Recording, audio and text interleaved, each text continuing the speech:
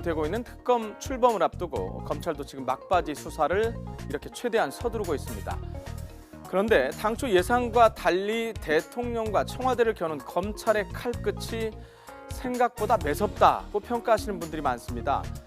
이제는 신경전을 넘어서 정면 충돌하는 양상으로까지 번지고 있는데요. 왜 그럴까요?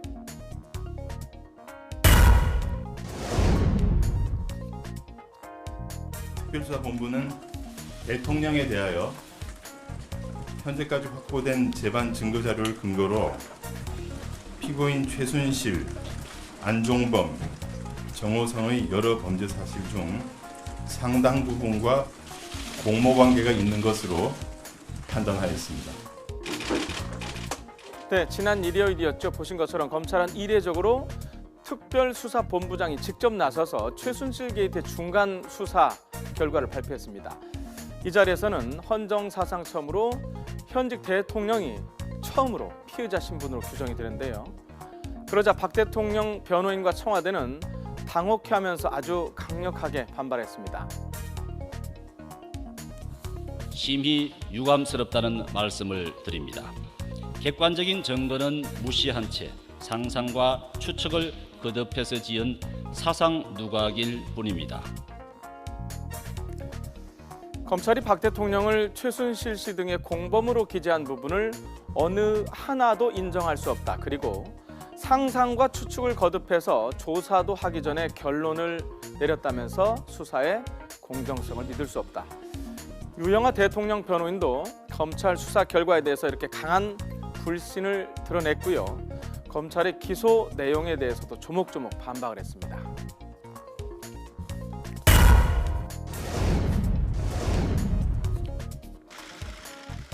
사실 검찰과 박 대통령 측의 힘겨루기, 줄다리기는 지난주부터 서서히 불이 붙었습니다.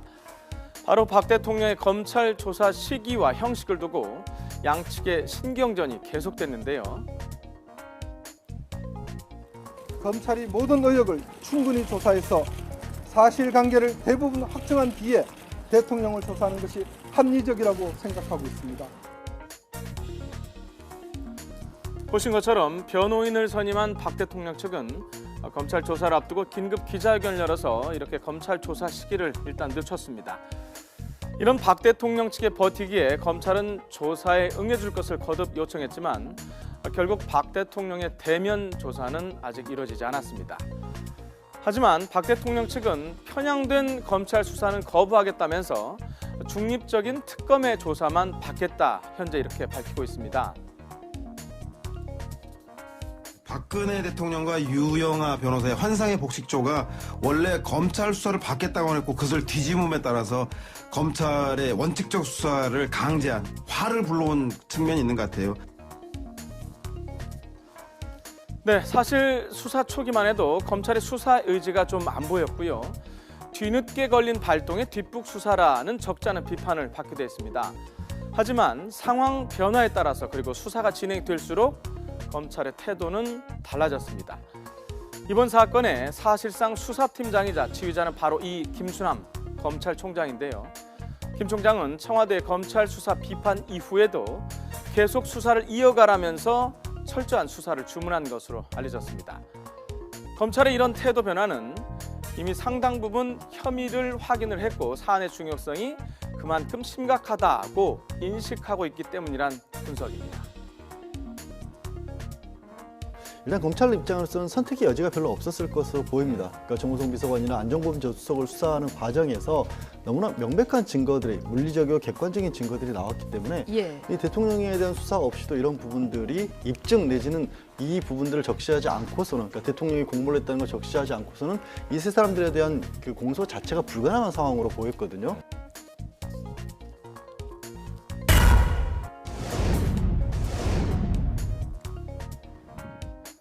네, 검찰은 현재까지 관련자들의 직권남용과 강요 미수 부분만 적시했는데요. 앞으로는 대통령의 제3자 뇌물죄 혐의 적용도 검토 중인 것으로 알려졌습니다. 여기에다 한때 검찰 내부에서는 박 대통령에 대한 강제 수사 카드도 논의가 됐을 만큼 분위기가 한때 고조됐었다고 하는데요. 이에 따라 검찰 주변에서는 최순실 게이트의 또 다른 의혹의 당사자죠.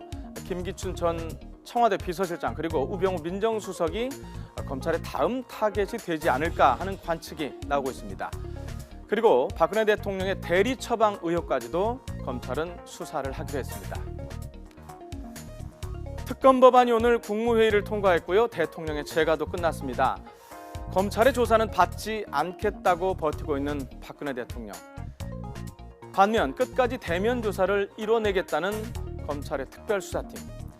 특검이 시작되기 전 검찰에게 주어진 시간은 이제 대략 2주 남았습니다.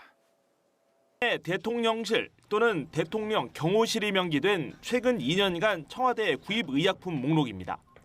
더불어민주당 김상희 의원이 건강보험 심사평가원에서 받은 자료인데 재작년 3월부터 올해 8월까지 녹십자 웰빙에서 의약품 10종 2천여만 원어치를 사들인 것으로 돼 있습니다. 목록에는 라이넥주, 일명 태반주사와 감초주사로 통하는 히시파겐시주, 마늘주사로 불리는 푸르설타민주가 들어있습니다.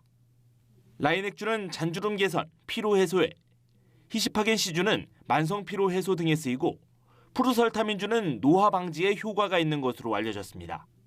청와대는 이들 주사제 3종 300개를 사는데 137만 원을 썼습니다. 논란이 제기된 것은 이들 주사제의 구입 시기와 관련해서입니다.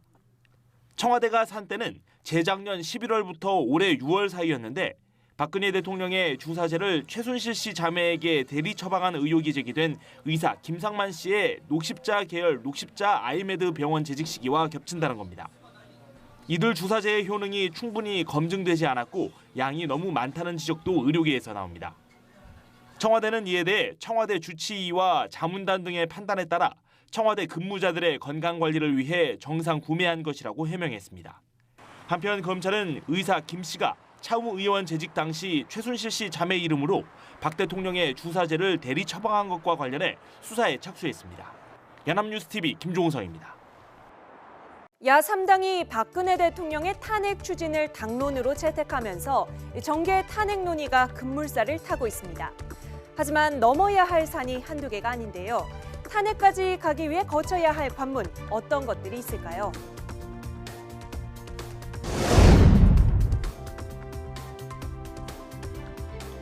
자, 먼저 대통령의 탄핵안이 통과되려면 국회의원 재적 인원 3분의 2 이상, 의결 정족수 200명이 필요합니다.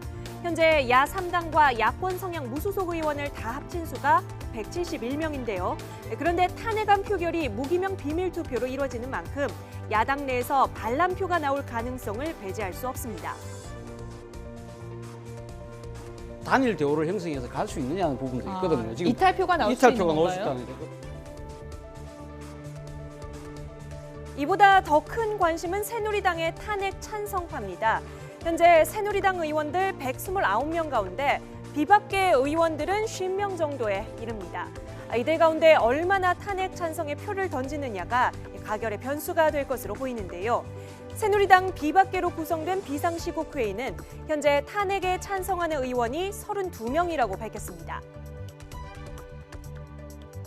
저희 비박계 의원뿐만이 아니라 적어도 지금 국민의 목소리를 국회의원들이 다 듣고 있지 않겠습니까? 오히려 강성 친박을 제외한 나머지 의원들이 탄핵안에 동의할 경우가 오히려 경우의 수가 더 크다고 생각합니다. 강성 친박에서. 탄핵안이 국회를 통과하려면 새누리당 의원 가운데 최소한 29명은 찬성표를 던져야 하는 상황입니다. 그런데 야권에서 뜻밖의 이탈표가 나올 경우의 수를 생각하면 적어도 새누리당에서 35표 정도는 나와야 한다는 분석입니다. 그러니까 현재 탄핵에 찬성하는 32명으로는 부족할 수도 있다는 겁니다.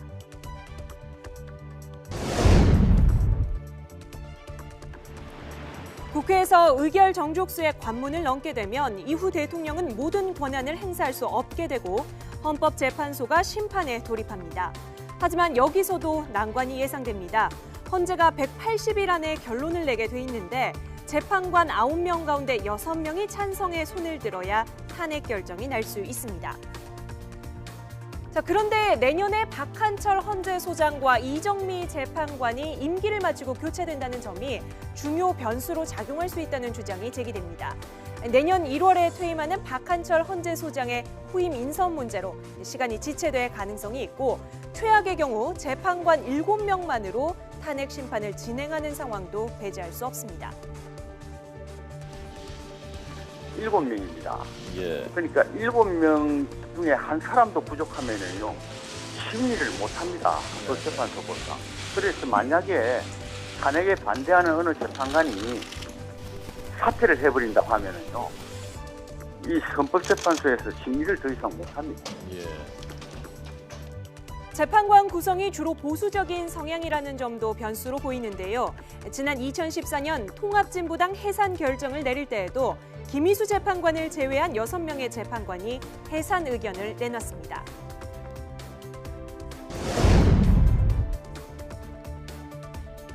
아주 중대하고 또 명백하다라는 게 드러났죠. 그것은 다른 말로 표현하자면 탄핵 사유가 확실하다. 박 대통령을 피의자로 입건한 것이 탄핵 사유를 충족하는가 하는 문제도 이 탄핵 절차의 관문이 될 수 있습니다.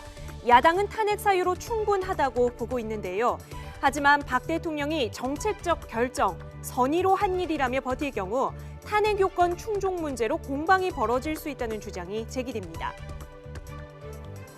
탄핵 소추안 통과는 물론 헌법재판소의 탄핵 심판 과정에서 또 결정에 이르기까지 이렇게 변수가 많이 남아 있습니다.